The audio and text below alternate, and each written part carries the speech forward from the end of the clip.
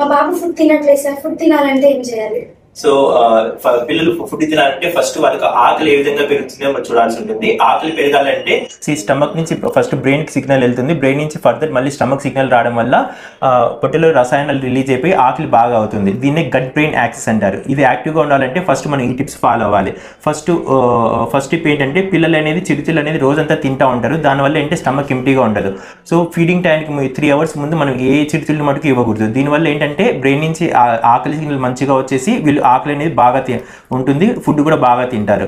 రెండవది పిల్లలకి food timings అనేది బ్రేక్ఫాస్ట్, లంచ్, డిన్నర్ అనేది ఫిక్స్డ్ టైంలో రోజులో ప్లాన్ చేసుకోండి.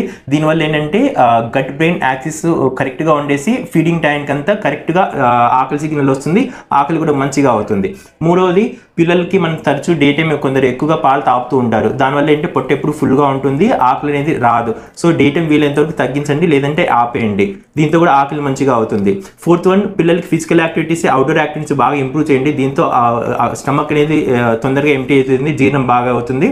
సో దానివల్ల ఆకలి కూడా మంచిగా అవుతుంది. అండ్ ఫైనల్గా మనం పిల్లలకి ఫుడ్ను ప్రతిసారి డిఫరెంట్ మెన్యూను ఫాలో చేయండి అండ్ ఆకర్షణీయంగా అలంకరించండి. ఫ్యామిలీతో టైంతో పాటు తినిపించండి. దీంతో పిల్లలు డెఫినెట్గా యాక్టివ్గా తింటారు. ఓకే, సో ఈ టిప్స్ కింద ఫాలో అయితే కంపల్సరీ పిల్లలు బాగా తింటారు. ఓకేనా?